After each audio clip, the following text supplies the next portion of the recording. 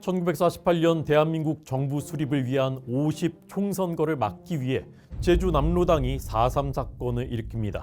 남로당 인민유격대 세력은 만만치 않았습니다. 경찰의 희생은 컸고 진압은 성과가 없었습니다.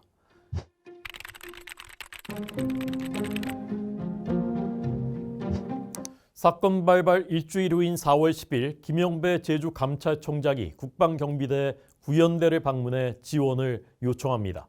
당시 국방경비대는 도마다 1개 연대씩이었고 구연대는 제주도 모슬포에 주둔하고 있었습니다. 연대장은 김익렬 중령, 제1대대장은 이세호 대위, 제2대대장은 오일균 소령이었습니다. 김익렬 연대장은 치안 상황에 군이 개입할 수 없고 상부에서 아무 지시도 없었다며 지원 요청을 거부합니다. 남로당 군맥의 핵심인 대대장 오일균은 폭동 사태는 경찰과 주민 간 충돌이니 경비대는 중립을 지켜야 한다라고 주장했습니다. 일주일 뒤인 4월 17일 국방경비대 총사령부가 구연대에 진압작전을 명령했습니다. 그러나 구연대가 투입된 뒤에도 뚜렷한 성과는 없었습니다.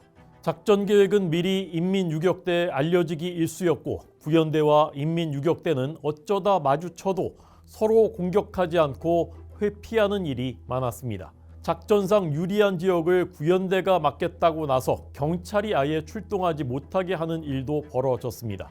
모두가 구연대에 침투한 남로당원들이 벌인 일이었습니다.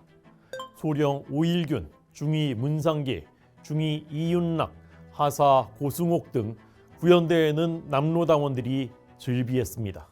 김익렬은 남로당원은 아니었지만 같은 민족끼리 총구를 겨누지 말고 평화적으로 해결하자는 입장이었습니다. 그는 4.3 사건이 공산주의자들의 이념투쟁이 아닌 경찰과 서북청년단의 불법 행위에 저항한 민중폭동이라고 믿었습니다. 그는 국방경비대 군인 중에는 공산주의 사상을 가지고 자원 입대한 사람은 거의 없다라고 했고 제주도에는 공산주의자가 거의 전무하였다라고 기록했습니다. 이것은 사실이 아니었습니다. 김익렬의 측근인 정보참모 이윤락과 제3중대장 문상길부터 남로당 프락치였고 고승옥은 남로당에 구연대 병력 800명 중 400명은 확실히 동원할 수 있다라고 보고하고 있었습니다. 제주도의 공산주의자가 거의 전무하다는 그의 믿음과 달리 4.3 사건 발발 당시 제주 남로당원은 6,000명에 육박했고 발발 후에는 3만 명에 달했습니다.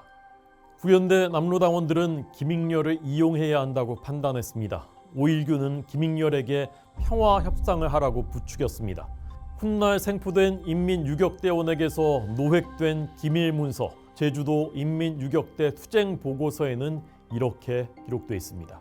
구연대장 김익렬이 이 사건을 평화적으로 수습하기 위하여 인민군 대표와 회담하여야 하겠다고 사방으로 노력 중이니 이것을 교묘히 이용한다면 국경의 산토벌을 억제할 수 있다는 결론을 얻어 4월 하순에 이르기까지 전후 2차에 걸쳐 군책과 김 연대장과 면담하여 근본 구국항쟁의 정당성과 경찰의 불법성, 특히 인민과 국경을 이간시키려는 경찰의 모략 등의 의견의 일치를 보아 김 연대장은 사건의 평화적 해결을 위하여 적극 노력하겠다고 약속하였음. 제1차 회담에는 대대장 오일균 씨도 참가, 열성적으로 사건 수습에 노력했음. 이른바 평화협상의 제1차 회담은 오일균이 참가했다는 것 외에는 일시, 장소, 참석자와 내용이 밝혀지지 않았습니다. 제2차 회담은 4월 28일 또는 30일 오후 1시에 열렸습니다. 이 회담 참석자 중 훗날 기록을 남긴 사람은 김익렬이 유일합니다. 이하의 회담 내용은 김익렬의 회고를 바탕으로 한 것입니다. 김익렬은 상사, 가족, 친지에게 유서를 써놓은 뒤 연대 장병들을 집합시켜 반도들이 나를 살해하면 이는 민족 반역 행위이니 내가 하오 5시까지 돌아오지 않으면 살해된 것으로 알고 부연대장의 지휘를 받아 전투행동을 개시하라고 말했습니다. 낮 12시 그는 연대 정보참모 이윤락 중위만 데리고 연대 본부에서 15km 떨어진 한라산 중덕 고지까지 지프차를 타고 갔습니다. 이윤락은 남로당원이었지만 김익렬은 이를 몰랐습니다. 고지에서 남로당의 안내를 받아 인민유격대 본부격인 구억국민학교의 회담장으로 향했습니다. 정문에 보초 2명이 서 있다가 받들어 총으로 격례했습니다.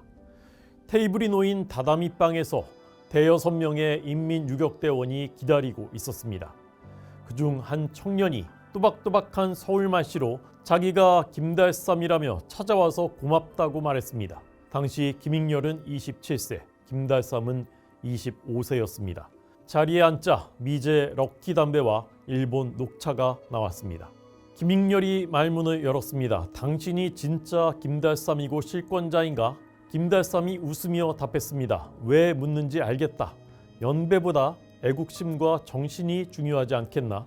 하도 젊고 미남 배우처럼 잘생겨서 살인할 사람같이 보이지 않아 물어본 것이다. 김익렬이 말하자 50대 정도의 인민유격대원들이 옆에서 웃음을 터뜨렸습니다. 김익렬은 이 대목에서 자신은 그때까지 김달삼이 일본 복지산 육군 예비사관학교를 나온 일본군 소위였음을 모르고 있었다고 기록했습니다. 김익렬 자신도 같은 복지산 육군 예비사관학교를 나온 일본군 소위 출신이었습니다. 김달삼이 물었습니다. 미군정 하에 조선인 군인인 당신이 교섭 결과를 이행할 능력을 갖고 있나? 김익렬은 나는 미 군정장관인 제너럴 딘의 권한을 대표하고 내 결정은 군정장관의 결정이라고 답했습니다. 그제야 김달삼은 미리 준비한 노트를 꺼내 들더니 30분간 발언을 쏟아냈습니다. 말이 끝나자 김익렬이 입을 열었습니다. 나도 민주주의가 무엇인지 아직 모른다. 당신도 공산주의를 얼마나 알겠는가? 알지도 못하는 외래 사상에 청춘을 바치지 말고 민족 자주 독립이 급선무이니 무기를 버리고 귀순해 조국 건설을 위해 합심해 노력하자. 그러자 김달삼의 안색이 달라지고 언성이 높아졌다고 김익렬은 기록했습니다. 연대장은 정의감이 강한 사람인 줄 알았는데 민족 반역자나 악질 경찰처럼 우리 의거를 공산주의 소행으로 덮어 씌우려 한다면 회담을 더 할 필요 없다. 우리는 최후의 1인까지 싸울 것이다. 이젠 믿을 데가 없으니 이북에 연락하고 소련의 지원에 의지할 수밖에 없다. 자신들은 공산주의자가 아니라면서도 북한과 소련의 지원을 요청하겠다는 것이었습니다. 김익렬이 당신들이 정말 공산주의자가 아니라면 회담을 계속하자라고 하자 김달삼은 우리가 거사를 일으키고 싶어서 일으킨 줄 아는가? 살기 위해서 한 것이다. 지금이라도 우리 조건을 들어주고 자유롭게 살 수 있게만 해준다면 당장 집으로 돌아가겠다라고 말했습니다.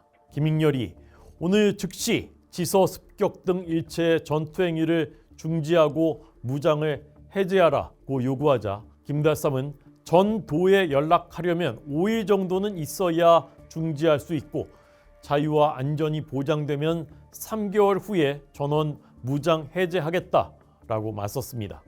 결국 두 사람은 72시간 내에 전투를 중지하되 5일 이후의 전투는 약속 위반으로 보고 무장 해제는 축차적으로 하며 약속을 위반하면 전투를 재개한다는데 합의했습니다.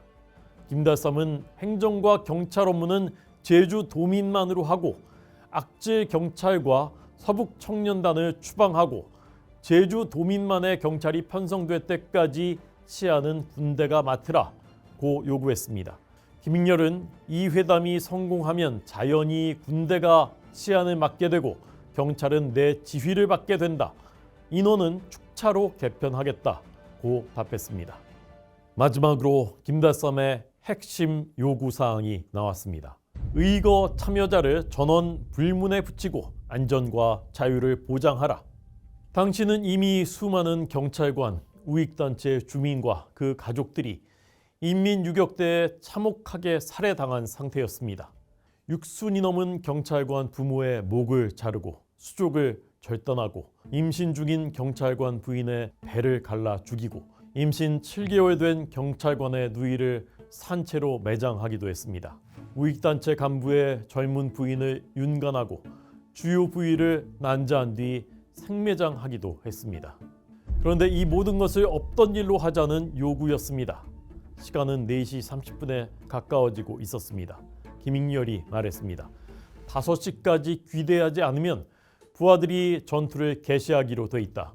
오늘은 이것으로 끝내고 다시 만나 마무리 짓자.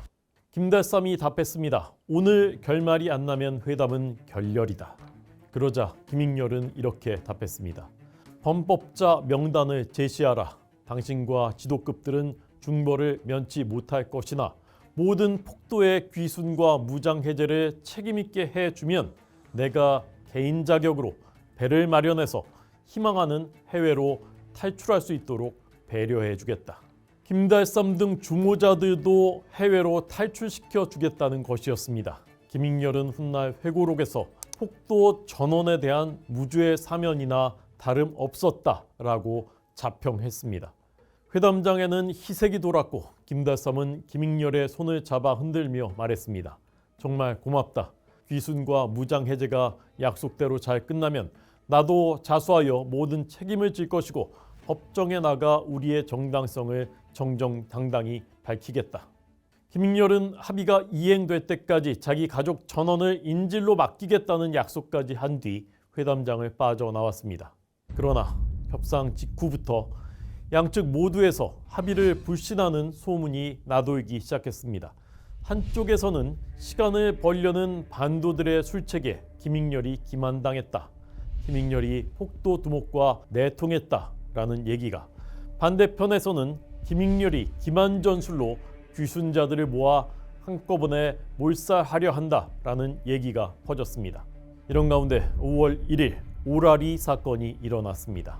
4월 30일 우익단체 청년의 부인인 23살 강공부 씨가 임신한 채로 인민유격대에 끌려가 살해되자 격분한 우익단체 청년들이 5월 1일 좌익 청년들의 집 12채에 불을 질렀습니다.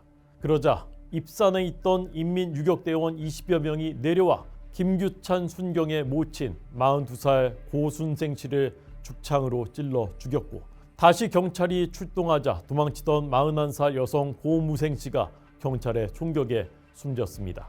김익렬 연대장이 현장으로 달려가 조사한 뒤 존 맨스필드 제주 미군정 장관에게 우익 청년들의 방화라고 보고했지만 맨스필드는 인민유격대원들이 먼저 주민을 납치, 살해한 사실을 알고 있는 상태였습니다. 이틀 뒤인 5월 3일에는 인민유격대를 따라 입산했던 주민 2,300명이 귀순 의사를 밝혀 미군 고문관 드르스 중위와 구연대 병사 7명, 미군 병사 2명의 인솔로 오라리 부근을 통과해 제주 비행장으로 가던 중 총격을 받는 사건이 일어났습니다. 주민 몇 명이 숨지고 나머지는 다시 산으로 도망쳤습니다. 주민들을 공격한 정체불명의 무장대는 미군의 반격으로 5명이 죽고 몇 명이 생포됐습니다.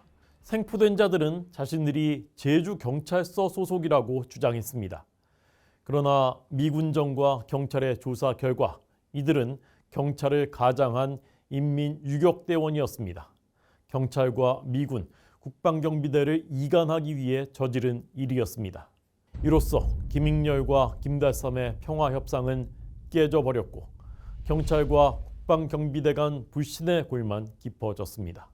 이틀 뒤인 5월 5일 윌리엄 딘 미 군정장관은 조병욱 경무부장, 안재홍 민정장관, 송호성 국방경비대 사령관과 함께 제주도로 내려갔습니다. 맨스필드 제주 미 군정장관, 유해진 제주지사, 김익렬 구연대장, 최천 제주감찰청장이 참석한 가운데 제주중학교에서 대책회의가 열렸습니다. 이 자리에서 김익렬은 오라리를 습격한 것은 경찰이라며 사태를 평화적으로 해결해야 한다고 주장했습니다. 훗날 민주당 대통령 후보를 지낸 조병옥 경무부장은 이를 참지 못하고 김익렬의 아버지는 공산주의자였고 김익렬과 김달삼은 일본 육군예비사관학교 동기라고 발언했습니다. 흥분한 27세 김익렬 연대장이 단으로 뛰어 올라가 54세인 조병옥 경무부장의 멱살을 잡았습니다. 다음 날인 5월 6일 김익렬은 구연대장에서 해임됐습니다. 윌리엄 딘 소장이 신임하던 박진경이 새 연대장으로 부임했습니다. 박진경 부임 후 구현대의 진압작전은 눈에 띄는 성과를 거뒀습니다. 그러자 구현대 내 남로당원들은 6월 18일 박진경을 암살합니다. 문상길 등 구현대 남로당원들은 이 사건으로 사형에 처해졌고 이윤락도 남로당 프락치인 것이 밝혀져 파면됐습니다. 자신이 공산주의자가 아니라던 김다삼은 8월 월북해 해주 인민대표자 대회에서 조국의 해방군인 소련군과 천재적 영도자 스탈린 대원수 만세를 외쳤고 조선민주주의인민공화국 헌법위원회에 추대됐습니다. 구현대장에서 해임된 뒤 여수 14연대장이 됐던 김익렬은 박진경 암살 사건의 배후로 지목돼 조사를 받았지만 무혐의 방면됐습니다. 이후 6.25 전쟁에 참전했고 군단장까지 지낸 뒤 1969년 중장으로 예편했습니다. 구연대장 김익렬에 대한 평가는 상반됩니다. 좌파는 동족 상잔을 막으려 한 의인이라고 평가하지만 우파는 부하인 문상길 등이 남로당과 4.3 사건을 모의한 것도 모르고 있었던 무능과 무책임을 지적합니다. 남로당원들의 제주도 인민유격대 투쟁 보고서에는 김익렬이 칼빈 탄환 15발을 공급해 줬다는 기록도 나옵니다. 일방의 기록이라 검증이 필요하지만 남로당이 구현대의 1대 2대 연대장 장창국, 이치업을 독살하려 했고 박진경은 실제로 암살했지만 김익렬만 이를 피했다는 것에 의혹을 갖는 시각도 있습니다. 김대중 전 대통령도 재임 중 미국 CNN 인터뷰에서 4.3 사건은 공산주의자들이 일으킨 것이라고 밝혔지만 김익렬은 1988년 별세할 때까지 제주 4.3 사건은 미군정의 실정으로 도민과 경찰이 충돌한 사건이며 견디다 못한 민이 최후에 들고 일어난 민중폭동이라는 생각을 버리지 않았습니다.